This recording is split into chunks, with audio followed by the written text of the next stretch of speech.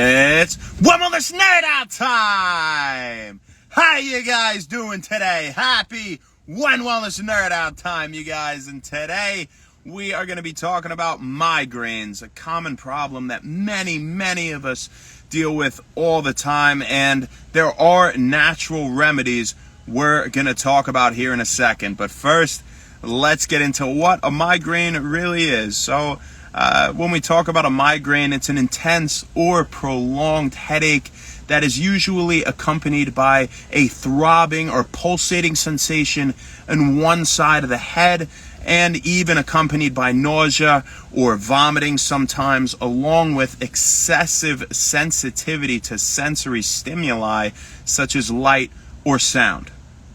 All right. So it may or may not be accompanied by an aura, right? A lot of us know migraines. We get that aura right as it comes on or right before, right? Along with some visual changes sometimes, right? So what are some supplements that may be good in helping us treat migraines, right? Well, top the table is Feverfew, people. And Feverfew is backed by a lot of scientific research in its ability to help both prevent migraines and reduce the frequency, duration, severity, and excessive sensitivity to sensory stimuli such as light or sound. Now, fun fact, Feverfew is also known as wild chamomile or medieval aspirin.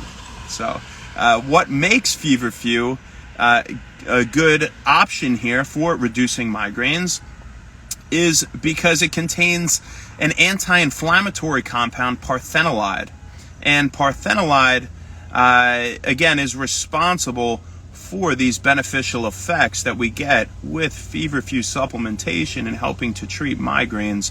And if we're going to be taking Feverfew, we should make sure that the source we get is standardized to a minimum of 0.2 to 0.4%. That's 0.2 to 0.4% parthenolide. Again, as it is the beneficial compound responsible for these beneficial effects of Feverfew in terms of treating migraines, right? And what's the dosage? Well, the dosage of Feverfew is 100 to 300 milligrams taken 1 to 4 times a day. So 100 milligrams to 300 milligrams again of Feverfew taken 1 to 4 times a day for the purpose of preventing migraines. And it's standardized to a minimum of 0.2 to 0.4% parthenolide, right? Now, there are accounts of people using topical treatment with Feverfew to prevent migraines, but there are some accounts of reddening or scaly skin coming as a result of that. And so obviously if you get that and you're using topical treatment, cease your supplementation with Feverfew. And some demographics that should not be taking Feverfew are children under 2 years old and pregnant women.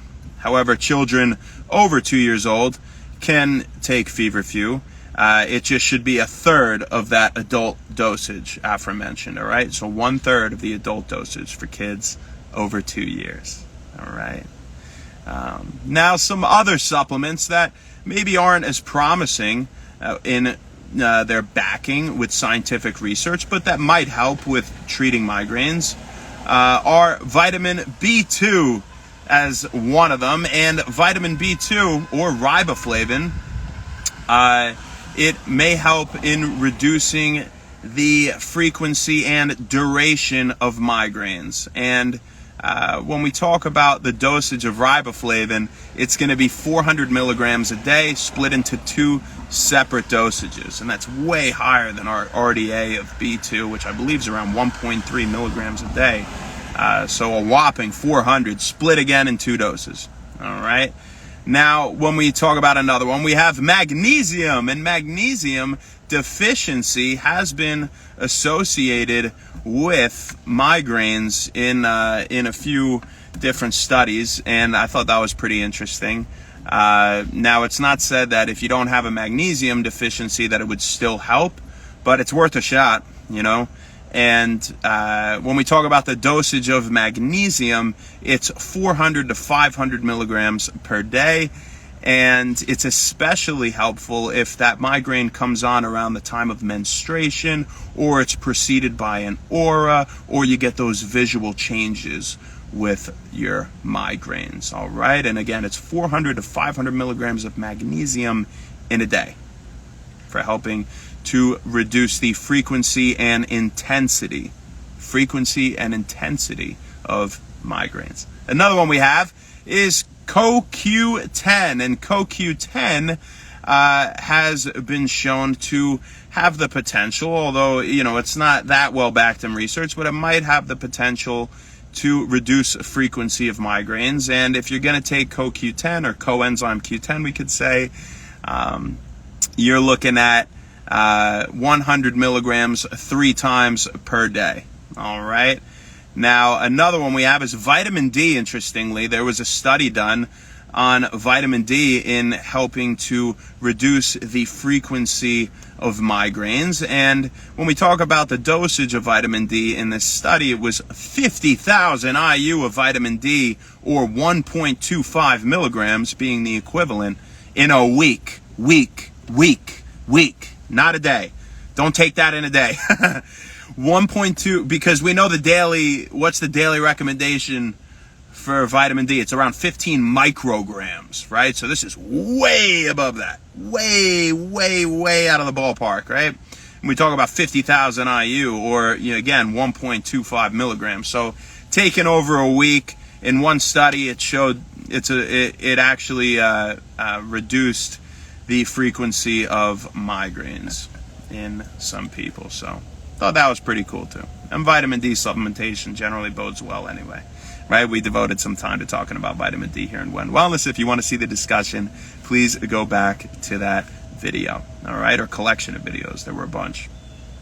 Last but not least, melatonin might help in reducing the frequency of migraines. And if you're going to take melatonin, well, it's going to be 3 milligrams, obviously preferably taken at night, because it'll make you all sleepy, right? So we don't want to be taking that in the morning. So that's what we got for you today, you guys. I hope it was helpful for you, that for those of you out there dealing with migraines, it's it's something that a lot of us think is genetic, and we can't get past, and we're taking things that aren't natural, but there are some natural remedies for you. And again, feverfew, aka wild chamomile, or medieval aspirin, is top the table in terms of natural supplements for the purpose of reducing both everything really with feverfew in terms of migraines, preventing them, reducing the frequency, duration, severity, and excessive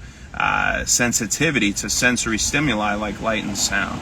All right, and you're going to make sure it's standardized once again to 0.2 to 0.4% parthenolide, because that is the active anti-inflammatory compound in feverfew that gives it this ability to help us combat migraines. So that's what we got for you guys today. If you enjoyed the video, please like it, leave a comment below, share it. If you have any questions or personal accounts, anything you've dealt with migraines, any supplements that have helped you, please comment below. We want to be interactive here at When Wellness, and we appreciate your feedback and support. So have a great rest of your day, you guys. What up, Danny Kip? What up, Body Worth Millions? Thank you guys for tuning in. I hope you enjoyed it. Have a great rest of your day. Happy When Wellness. We'll see you tomorrow, folks. Enjoy it. Thank you so much.